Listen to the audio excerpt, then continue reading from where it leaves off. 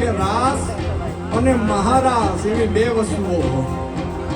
રાસ એને કહેવાય કે જ્યારે હું અને તમે આપણે બધા રમતા હોઈએ અને આપણને એનું ભાન હોય કે આપણે રમીએ છીએ, પણ જ્યારે એવી સ્થિતિ થઈ જાય કે જ્યારે આપણે રમતા હોઈએ અને આપણે ભૂલી જઈએ કે આપણે ક્યાં છીએ, કોણ છીએ, શું છીએ, એને મહારાસ કહેવાય. એને મહારાસ કહેવાય.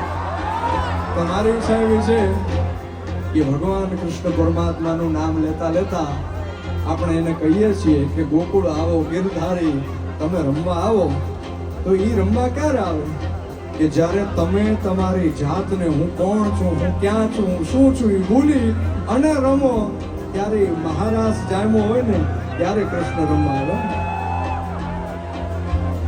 ગોકુળ ગોકુળ ગોકુળમાં જાવો ગિરધારી તમે, ગોકુળ જાવો ગિરધારી તમે, ગોકુળ જાવો ગિરધારી.